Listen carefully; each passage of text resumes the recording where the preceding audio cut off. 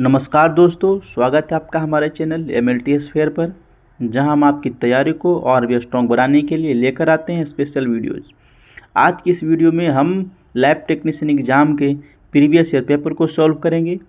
यहां सिर्फ क्वेश्चन ही नहीं बल्कि हर क्वेश्चन का डिटेल एक्सप्लेनेशन भी मिलेगा, ताकि आप सिर्फ याद ना करें बल्कि अच्छे से समझ भी पाएँ, जिससे आपका कंसेप्ट भी क्लियर हो। तो वीडियो को इन तक जरूर देखें, क्योंकि ये आपके एग्जाम के लिए बहुत ही हेल्पफुल होने वाला है। अगर आपको हमारा कंटेंट हेल्पफुल लगे तो चैनल को सब्सक्राइब करना ना भूलें। तो चलिए शुरू करते हैं। आज का हमारा फर्स्ट क्वेश्चन है, विच of the following 3 core principle were identified in biomedical ethics. इसमें जो आपका आंसर दिया हुआ है बेलमोंट रिपोर्ट। सारे क्वेश्चन के आंसर आपको रेड कलर से यहाँ हाईलाइट किया हुआ है। क्यों? क्योंकि ये जो हमारा MHSRB का लैब टेक्नीशियन ग्रेड 2 का पेपर है, इसमें आपको आंसर की हाईलाइट करके दिया गया है। तो एक डायरेक्ट क्वेश्चन वहीं से लिया गया है, ठीक। लेकिन हम इसमें सारे ऑप्शन को अच्छे से, हर एक क्वेश्चन को अच्छे से समझेंगे, जिससे कि कंसेप्ट हमारा क्लियर हो सके। तो कह रहा है इसमें कि बायोमेडिकल इथिक्स के 3 कोर प्रिंसिपल किस रिपोर्ट में आइडेंटिफाई किए गए हैं, पहचाने गए हैं। तो इसका जो सही आंसर बेलमोंट रिपोर्ट। देखिए, बेलमोंट रिपोर्ट बायोमेडिकल इथिक्स को समझने के लिए हमें बेलमोंट रिपोर्ट को समझना चाहिए, पहले समझना जरूरी है। बेलमोंट रिपोर्ट एक हिस्टोरिकल डॉक्यूमेंट है। बेलमोंट रिपोर्ट क्या है, समझिए पहले। एक हिस्टोरिकल डॉक्यूमेंट है जो बायोमेडिकल एथिक्स के 3 कोर प्रिंसिपल को डिफाइन करते हैं। तो ये 3 कोर प्रिंसिपल कौन कौन है, ये भी एग्जाम के लिए बहुत ही ज़्यादा इम्पोर्टेंट है। तो जो 3 कोर प्रिंसिपल हैं, उनमें पहला जो है रिस्पेक्ट फॉर पर्सन। पहला क्या है, रिस्पेक्ट फॉर पर्सन। और सेकेंड जो कोर प्रिंसिपल है वो है बेनिफिसेंस। और थर्ड जो है हमारा जस्टिस। इसी तीनों को कोर प्रिंसिपल डिफाइन करती है। और ये जो तीनों कोर प्रिंसिपल है, हमें रिसर्च के लिए इथिकल गाइडलाइन सेट करती है, ठीक है। तो इसका जो सही आंसर है ऑप्शन नंबर सी, ठीक है। अब चलते हैं नेक्स्ट क्वेश्चन की ओर। नेक्स्ट क्वेश्चन हमारा दिया हुआ है, एक्सपैंड द VDRL। VDRL को एक्सपैंड करना, इसका फुल फॉर्म क्या होता है। तो इसका फुल फॉर्म होता है venereal disease research laboratory. VDRL जो एक टेस्ट है, एक टेस्ट किसके लिए किया जाता है, सिफिलिस को डिटेक्ट करने के लिए किया जाता है। किसको डिटेक्ट करने के लिए, सिफिलिस के लिए। सिफिलिस का एक सेक्सुअली ट्रांसमिटेड डिजीज है, STD रोग है। ये एक स्क्रीनिंग टेस्ट है। ये क्या है, स्क्रीनिंग टेस्ट है जो ब्लड या CSF में सिफिलिस का एंटीबॉडीज डिटेक्ट करती है। किस में डिटेक्ट करती है एंटीबॉडीज, या तो CSF में या फिर ब्लड में सिफिलिस की एंटीबॉडीज को डिटेक्ट करती है, ठीक है। समझिए। तो इसका जो सही आंसर है बी। स्पेलिंग का याद रखना है, वेनरल डिजीज रिसर्च लेबोरेटरी, ठीक है ना। ये तीनों हमारा गलत है, इसका सही आंसर बी है। नेक्स्ट क्वेश्चन की ओर चलते हैं। नेक्स्ट क्वेश्चन 3 नंबर है हमारा, the primary stain is used in Gram staining. Gram staining में प्राइमरी स्टेन कौन सा यूज होता है। Option A crystal violet, option B methylene blue, option C safranin, option D gramicidin. इसका सही आंसर हाईलाइट है क्रिस्टल वायलेट। अब इसके बारे में समझेंगे हम लोग कि क्या है, सारे ऑप्शन को अच्छे समझेंगे। देखिए, ग्राम स्टेनिंग एक प्राइमरी मेथड है, किसके लिए, बैक्टीरिया को ग्राम पॉजिटिव और ग्राम नेगेटिव क्लासिफाई करने के लिए।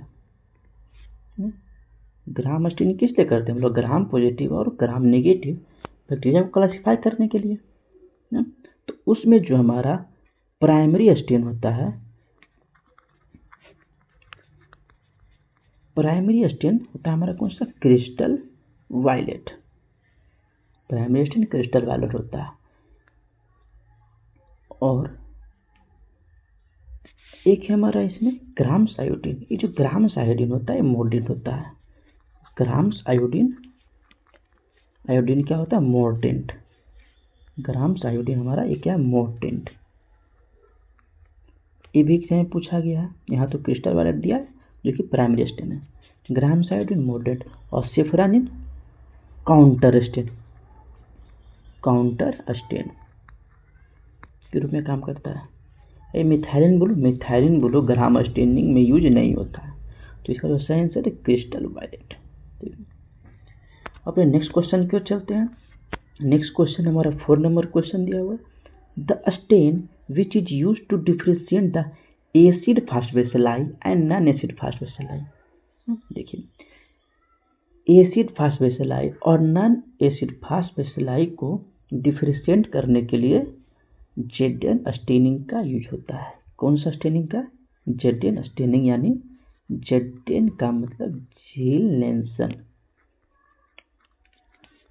झील नेल्सन। इसका गाइस आपको एग्जाम में फुल फॉर्म पूछते हैं कि जेडेन का यहाँ अर्थ क्या है, तो स्पेलिंग याद रखना है, झील नेल्सन स्टेनिंग क्या यूज होता है। अब इसका प्रोसेस क्या हम लोग ये देखेंगे। देखिए, तो सबसे पहले जो प्राइमरी स्टेन करते हैं उसमें कार्बल फसिन लेते हैं। क्या लेते हैं, कार्बल फसिन। कार्बल फसिन जो प्राइमरी स्टेन है, यह क्या करता है, एसिड फास्ट बैक्टीरिया को रेड कलर देता है, रेड कलर देता है। देन आफ्टर हम लोग डी कलराइजर के रूप में इसमें एसिड अल्कोहल यूज करते हैं। क्या करते हैं, डी कलराइजर के लिए एसिड अल्कोहल, जो नॉन एसिड फास्ट बैक्टीरिया से स्टेन को हटा देता है। जो नॉन एसिड फास्ट बैक्टीरिया से स्टेन को हसान कर देता है, कौन, डी कलराइजर, जिसमें हम एसिड अल्कोहल यूज करते हैं। और फिर जो लास्ट में लोग काउंटर स्टेन के रूप में हम लोग मिथाइलिन ब्लू का यूज करते हैं।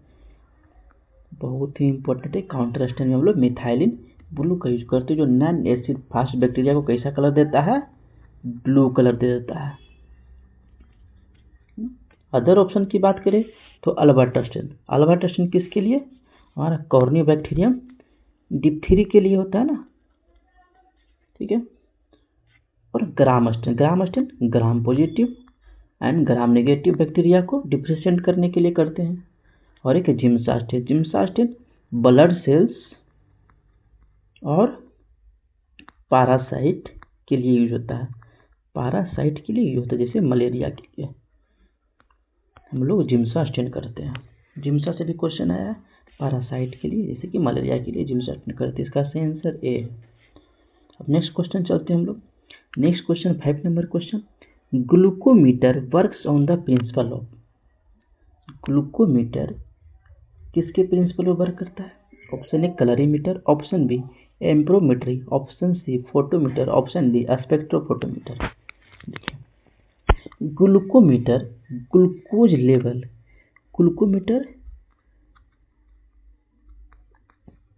ग्लूकोज लेवल मेजर करने के लिए यूज होता है, ठीक है। तो इसमें जो प्रिंसिपल काम करता है वह प्रिंसिपल कौन सा काम करता है, एम्प्रीमेट्री प्रिंसिपल पर काम करता है हमारा ग्लूकोमीटर। अब अदर ऑप्शन की बात करते हैं जिससे आपका कंसेप्ट क्लियर होगा। कलरीमीटर, देखिए यहाँ कलरीमीटर कलर इंटेंसिटी को मेजर करता है। कलरीमीटर कलर इंटेंसिटी को मेजर करता है, लेकिन ब्लड ग्लूकोज को मेजर नहीं करता है। फोटोमीटर क्या करता है, लाइट इंटेंसिटी मेजर करता है, पर ग्लूकोमीटर इसमें काम नहीं करता है। एक लास्ट हमारा स्पेक्ट्रोफोटोमीटर बहुत ही इंपॉर्टेंट है, इसका देखते हैं। ये हमारा स्पेसिफिक वेव लाइट की लाइट एब्जॉर्बेंस मेजर करता है। देखिए क्या, स्पेसिफिक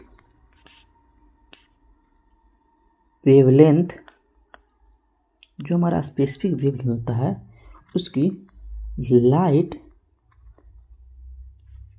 एब्जॉर्बेंस मेजर करता है, जो ग्लूकोज एस्टिमेशन का एक अलग मेथड है, लेकिन ग्लूकोमीटर के लिए नहीं है। तो ग्लूकोमीटर किसके प्रिंसिपल पर वर्क करता है? हमारा एम्पिरोमेट्री पर वर्क करता है। इसी प्रिंसिपल पे हमारा ग्लूकोमीटर काम करता है। अपने नेक्स्ट क्वेश्चन की ओर चलते हैं। नेक्स्ट क्वेश्चन हमारा 6 number question, ESR decreases in what condition? ESR कौन सी कंडीशन में डिक्रीज होता है? Option A anaemia, option B polycythaemia, option C leprosy, option D tuberculosis. तो इसका सही आंसर है, हाईलाइट क्या हुआ है? पॉलीसाइथेमिया। अब देखिए ESR एक टेस्ट है जो ब्लड में RBC के सेटल होने की स्पीड मेजर करता है। ESR काफ़ी हेल्थ कंडीशन का डायग्नोसिस और मॉनिटरिंग के लिए यूज किया जाता है। देखिए अब ESR डिक्रीज होने के कारण जो हमारा है क्या क्या है? ESR डिक्रीज होने का कारण क्या है? यहाँ सर पॉलीसाइथेमिया।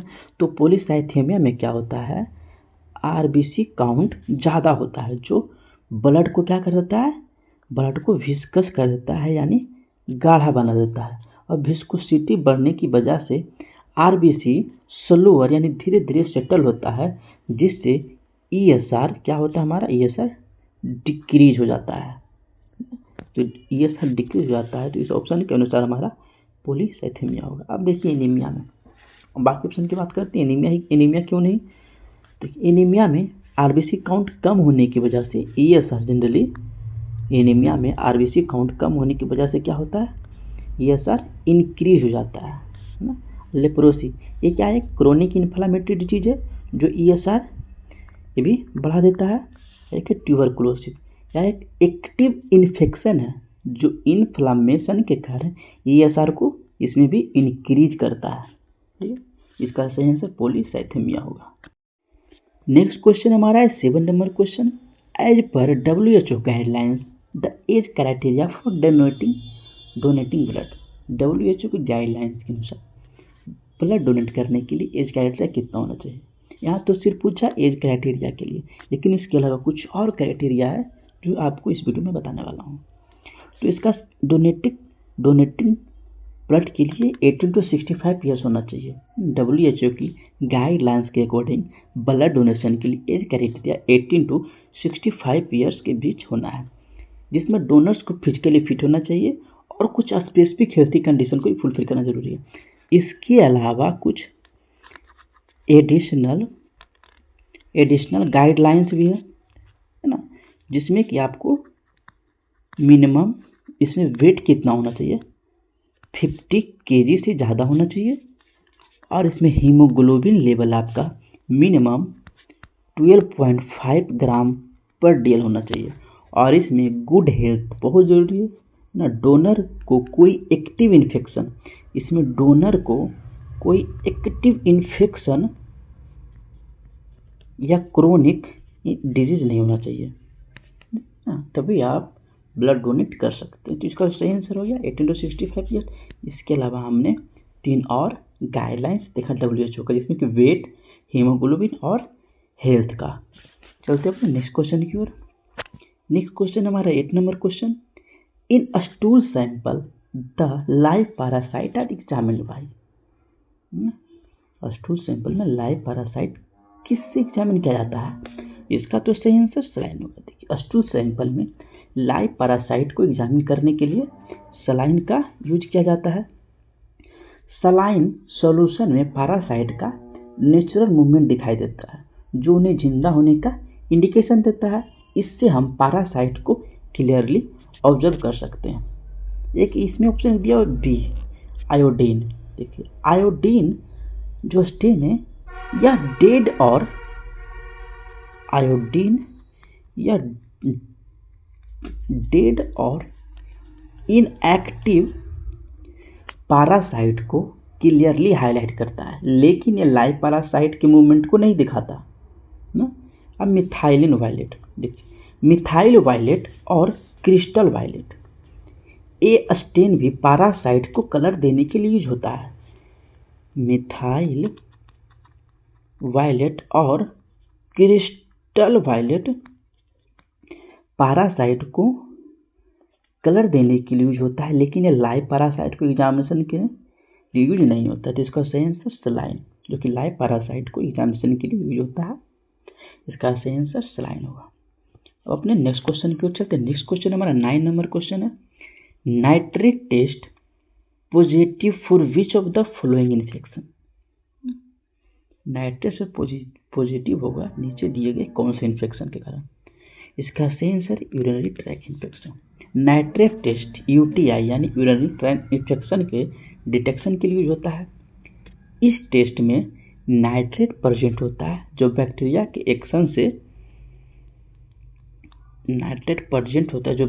इन्फेक्शन से किस में कन्वर्ट हो जाता है, नाइट्राइट में कन्वर्ट होता है। अगर नाइट्राइट यूरिन में प्रेजेंट होता है तो टेस्ट हमारा पॉजिटिव होता है, जो यूटीआई के प्रेजेंस को इंडिकेट करता है। ठीक है, समझिए। अपने नेक्स्ट ऑप्शन की बात करते हैं। इसमें टाइफाइड इन्फेक्शन, तो टाइफाइड इन्फेक्शन नाइट्रेट टेस्ट में टाइफाइड में यूज नहीं होता है।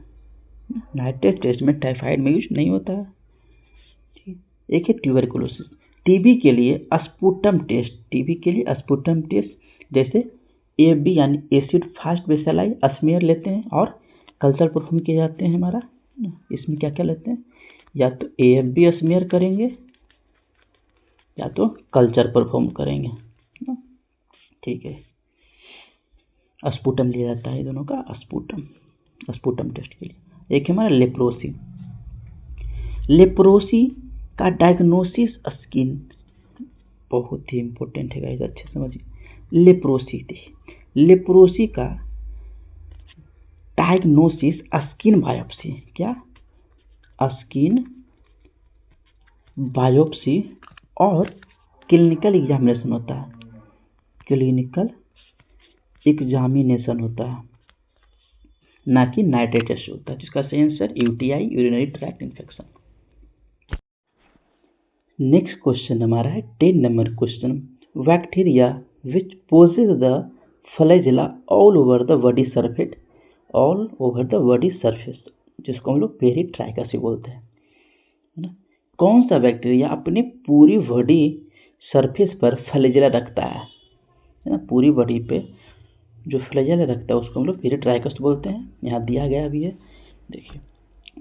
तो यह टाइफाइड वैसिलाई जो कि साल्मोनेला टाइफी है, इसमें पेरिट्राइकस फ्लैजेला होता है। इसका मतलब है कि फ्लैजेला बैक्टीरिया के पूरे सरफेस पे होगा, है ना। इसको हम लोग पेरिट्राइकस फ्लैजेला बोलेंगे। ठीक है, इसमें बैक्टीरिया को मूवमेंट यानी इससे बैक्टीरिया क्या मिलती है, मूवमेंट मिलती है यानी मोटिलिटी मिलती है, जिससे बैक्टीरिया अपने एनवायरनमेंट में मूव करने में सक्षम होती है। अब अदर ऑप्शन की बात करते हैं। एक है विब्रियो कॉलरा इसमें दिया गया है। तो विब्रियो कॉलरा के फ्लैजेला मोनोट्राइकस होते हैं। इसके फ्लैजेला कैसे होते हैं, मोनोट्राइकस होते हैं। तो मोनोट्राइकस का मतलब क्या है, इसमें यानी एक ही साइड पर एक फ्लैजेलम होता है, इसको मोनोट्राइकस बोलते हैं। ठीक है, ये तो विब्रियो कॉलरा का हुआ। मोनोट्राइकस बोलते हैं यानी एक साइड पे एक फ्लैजेला। अब एक है हमारा सूडोमोनास। देखिए, सूडोमोनास में पोलर फ्लैजेला होता है, पोलर फ्लैजेला। तो पोलर फ्लैजेला होती है जो एक एंड पर होता है। इसमें क्या होता है, जैसे हमारा बैक्टीरिया तो इस पे सिर्फ एक ही एंड पे होगा, इसको बोलते हैं पोलर फ्लैजेला। एक ही एंड पे, बाकी सब जगह पे नहीं है, ना ही एक होगा, इसी एंड पे होता है, इसको हम लोग पोलर फ्लैजेला बोलते हैं। अब नेक्स्ट है लिस्टीरिया में भी पोलर फ्लैजेला होता है, जिसमें फ्लैजेला एक ही एंड पे होता है ना, यही हुआ पोलर फ्लैजेला। अपने नेक्स्ट क्वेश्चन की ओर चलते हैं। इसका सही आंसर हमारा typhoid bacilli. Next question 11 number. The internationally known golden standard test for Toxoplasma gondii. Toxoplasma gondii के लिए इंटरनेशनली रूप से जाने जाने वाला गोल्डन स्टैंडर्ड टेस्ट कौन सा है? गोल्डन स्टैंडर्ड टेस्ट कौन सा है? Sabin Feldman dye test. कौन सा टेस्ट है? सेविन फील्डमैन डाई टेस्ट को गोल्डन स्टैंडर्ड टेस्ट माना जाता है। टोक्सोप्लाज्मोसिस डायग्नोसिस के लिए माना जाता है। कौन से टेस्ट के लिए? टोक्सोप्लाज्मोसिस टेस्ट के लिए माना जाता है। ये टेस्ट टोक्सोप्लाज्मिक गोंडाई के लिए स्पेसिफिक है और ब्लड सैंपल में पैरासाइट के प्रेजेंस को डिटेक्ट करता है। इसमें एक डाई होता है जो पैरासाइट को कलर देता है, जिसमें हमारा टेस्ट पॉजिटिव हो सकता है या तो नेगेटिव हो सकता है।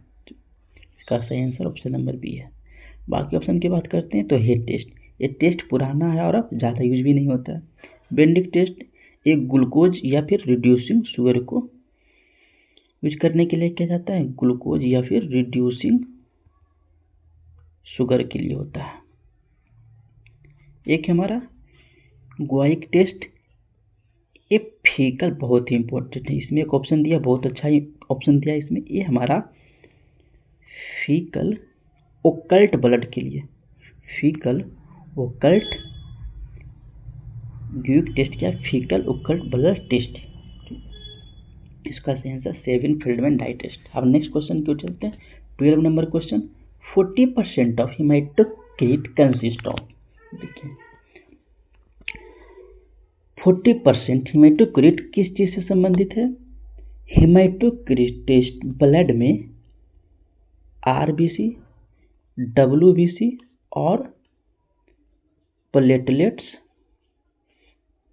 का टोटल परसेंटेज बताता है। अगर हेमाटोक्रिट 40%, अगर हेमाटोक्रिट 40% है, इसका मतलब है कि आपके ब्लड वॉल्यूम का 40% पार्ट क्या हमारा ब्लड सेल्स, जिसमें से कि हमारा प्राइमरी क्या होता है? आरबीसी होता है। ठीक है। बाकी ऑप्शन में दिया 40% of plasma in whole blood volume, 40% of plasma without cells, है ना, तो ये तो होगा नहीं।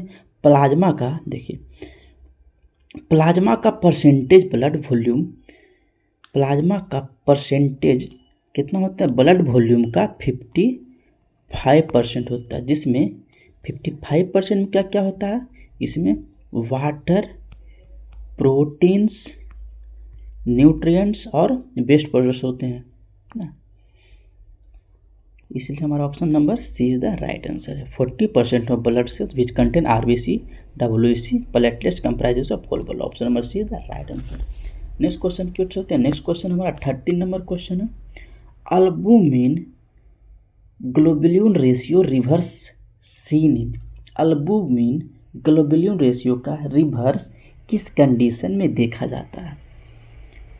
देखिए तो लीवर सिरोसिस में अल्बुमिन ग्लोबुलिन रेशियो का रिवर्स हो जाता है, यानी ग्लोबुलिन की मात्रा, जो हमारा ग्लोबुलिन की मात्रा है बढ़ जाती है और अल्बुमिन की मात्रा कम हो जाती है। ये लीवर फंक्शन में इम्पेयरमेंट की वजह से होती है, क्योंकि लीवर अल्बुमिन बनाता है और सिरोसिस में लीवर की एबिलिटी टू प्रोड्यूस अल्बुमिन कम हो जाती है ना, अल्बुमिन प्रोड्यूस करने की एबिलिटी कम हो जाती है। तो इसका सही आंसर लीवर सिरोसिस, जिसमें अल्बुमिन ग्लोबुलिन रेशियो रिवर्स हो जाता है। तो option number A is the right answer. अब बाकी ऑप्शन की बात करते हैं कि दिया हुआ अस्थमा, अस्थमा और एलर्जिक जो हमारा इस डिजीज में क्या होता है? ये रेशियो टिपिकली नॉर्मल होता है, इन दोनों में रेशियो नॉर्मल होता है। एक हमारा किडनी डिजीज, किडनी डिजीज में भी अल्बुमिन का लेवल कम हो सकता है। अल्बुमिन में इसका देखिए जो किडनी डिजीज है, इसमें अल्बुमिन का लेवल कम हो सकता है, लेकिन ग्लोबुलिन का रेशियो ज़्यादा सिग्निफिकेंट नहीं होता है, इसीलिए इसका सही आंसर लीवर सिरोसिस होगा। अब नेक्स्ट क्वेश्चन की ओर चलते हैं। नेक्स्ट क्वेश्चन हमारा 14 नंबर क्वेश्चन है, normal reference range of platelet count. बहुत ईजी क्वेश्चन है ना, प्लेटलेट काउंट का नॉर्मल रेंज पूछा है तो 1.5 लाख से 4 लाख पर माइक्रोलीटर। देखिए नॉर्मल प्लेटलेट काउंट 1.5 से 4 लाख पर माइक्रोलीटर होता है। प्लेटलेट ब्लड क्लॉटिंग के लिए रिस्पॉन्स होता है, किसके लिए? आपको पता होगा, ब्लड क्लॉटिंग के लिए रिस्पॉन्स होता है। और उनका नॉर्मल रेंज बॉडी में प्रॉपर ब्लड क्लॉटिंग और ब्लीडिंग कंट्रोल करने में हेल्प करता है। अगर आपके बॉडी में नॉर्मल रेंज में परसेंट है तो ही आपका प्रॉपर ब्लड क्लॉटिंग होगा और ब्लीडिंग कंट्रोल में आपको हेल्प मिलेगा। इसका सही answer normal range, option number A the right answer. Next question हमारा है 15 number question. Anti streptolysin O यानी ASO test is done for. Anti streptolysin ASO test किस डिजीज के लिए किया जाता है? तो एएसओ का यूज रियूमेटिक फीवर डायग्नोस करने के लिए किया जाता है। ए टेस्ट ग्रुप ए, इसको याद रखिएगा, जो ग्रुप ए स्ट्रेप्टोकोकस के इन्फेक्शन के बाद बॉडी में बनने वाले एंटीबॉडीज को डिटेक्ट करता है। ग्रुप ए स्ट्रेप्टोकोकस के इन्फेक्शन के बाद बॉडी में बनने वाले एंटीबॉडीज को डिटेक्ट करता है। जब बॉडी में स्ट्रेप्टोकोकस इन्फेक्शन जैसे कि सोर थ्रोट है ना, इसे रिकवर करती है तो इम्यून सिस्टम क्या करता है हमारा? स्टेप्टोलाइसिन ओ नाम का टॉक्सिन बनाता है ना, किसके लिए? एंटीबॉडीज के लिए। अगर ये एंटीबॉडीज हाई लेवल में पाए जाते हैं तो ये रियूमेटिक फीवर का इंडिकेशन हो सकता है, जो एक ऑटो इम्यून कंडीशन है। तो इसका सही आंसर है रियूमेटिक फीवर। अदर ऑप्शन की बात करते हैं। रूमेटॉइड अर्थराइटिस, ये एक ऑटो इम्यून डिजीज है लेकिन एएसओ के लिए नहीं है। ये क्या है? Auto immune disease. एक हमारा ब्लैक वाटर फीवर, तो ये मलेरिया से रिलेटेड। ब्लैक वाटर फीवर किससे रिलेटेड है?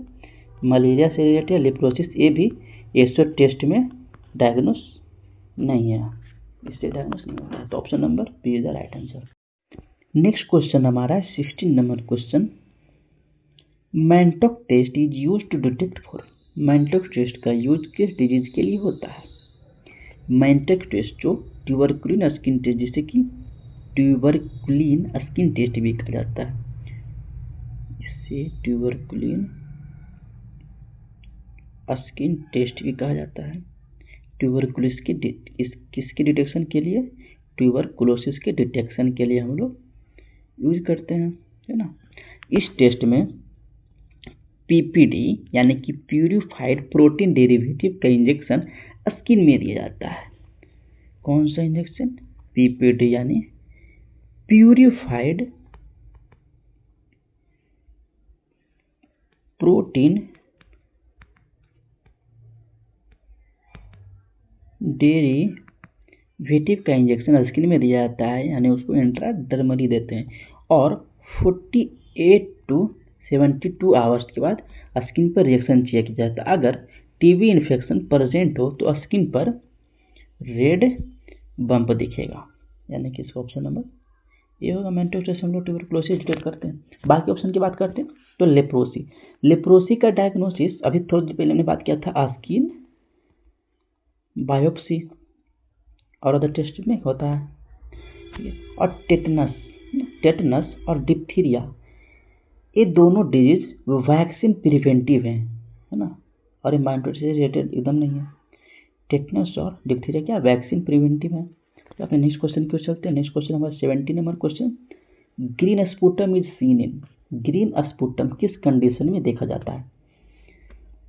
ग्रीन स्पुटम जनरली सूडोमोनास, तो इसका देखिए सूडोमोनास दिया, लेकिन सूडोमोनास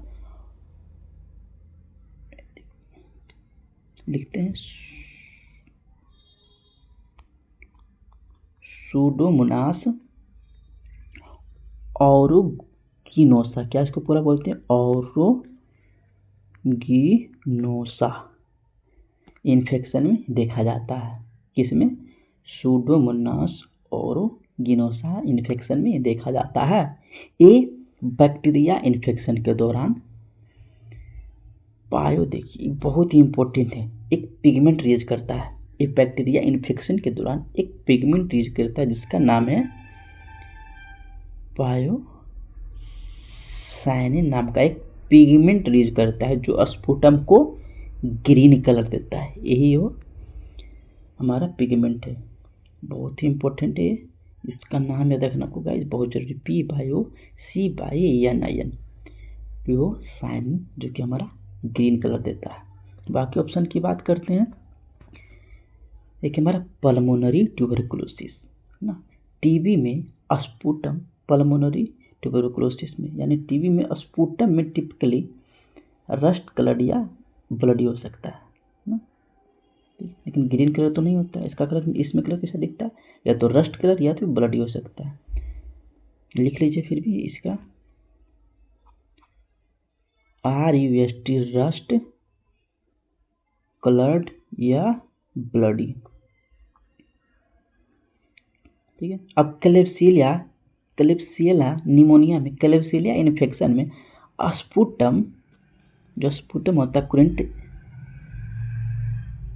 जेली लाइक होता है। कैसा? स्पुटम कुरेंट क्लेब्सिला में स्पुटम क्यूरेंट जेली लाइक होता है, जो डार्क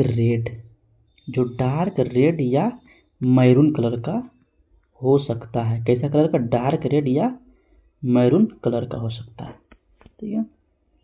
अभी हमारा एसिनेटोबैक्टर इन्फेक्शन में ग्रीन स्पुटम नहीं होता है, ठीक है। तो नेक्स्ट क्वेश्चन की ओर चलते हैं। नेक्स्ट क्वेश्चन हमारा 80 number question, which of the following is a hookworm. इसमें कौन सा हुकवर्म पूछा गया है? देखिए, तो एनकाइलोस्टोमा डूडोनेल एक हुकवर्म है जो ह्यूमन इंटेस्टाइन में रहता है।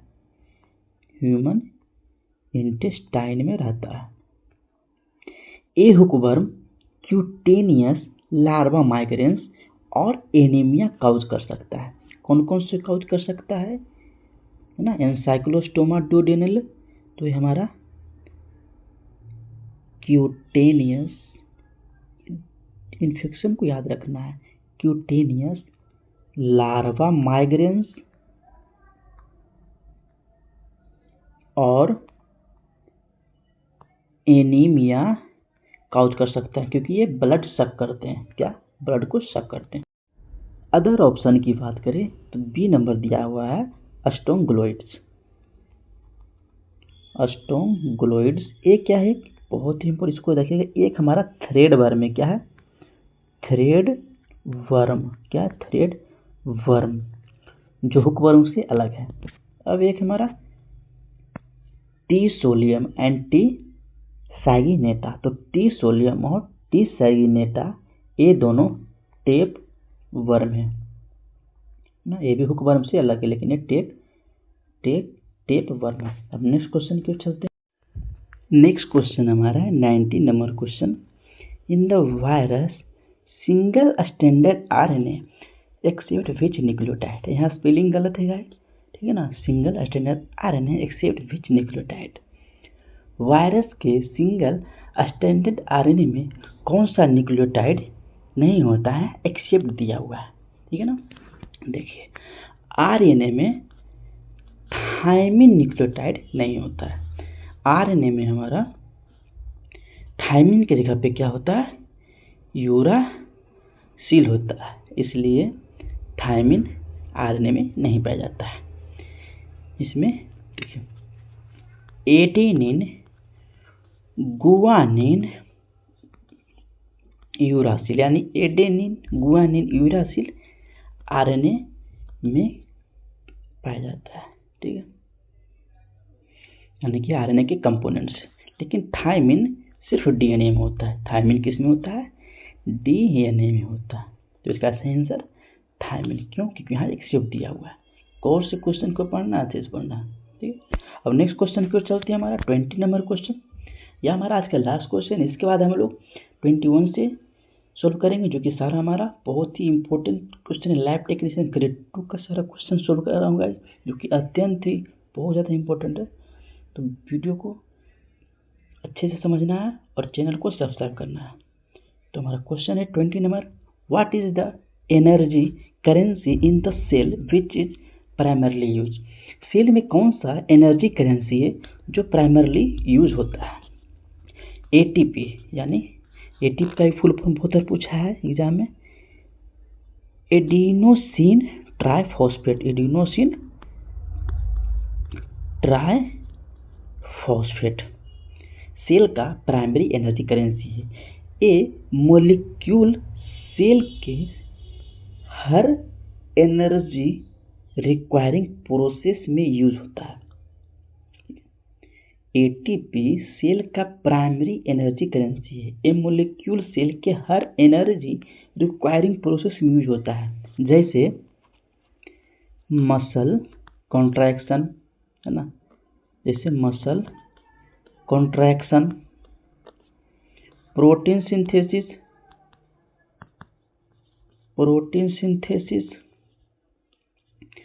सेल डिवीजन और आयन ट्रांसपोर्ट में, और आयन ट्रांसपोर्ट। एटीपी के पास हाई एनर्जी फॉस्फेट बॉन्ड्स होते हैं जो एनर्जी रिलीज करते हैं जब वे हाइड्रोलाइज होता है तभी। अब अदर ऑप्शन की बात करते हैं। जीएसपी एक किसी स्पेसिफिक एनर्जी मॉलिक्यूल का नाम नहीं है। अब एनएडीपी देखिए, ये एक कोएंजाइम है जो इलेक्ट्रॉन ट्रांसफर में इन्वॉल्व होता है। किसमें? इलेक्ट्रॉन ट्रांसफर में यूज होता है। ये क्या है? कोएंजाइम है। एक हमारा जीटीपी, ये भी एनर्जी मॉलिक्यूल है लेकिन एटीपी से कम यूज होता है और मेनली प्रोटीन सिंथेसिस, एटीपी से कम यूज होता है लेकिन ये हमारा मेनली प्रोटीन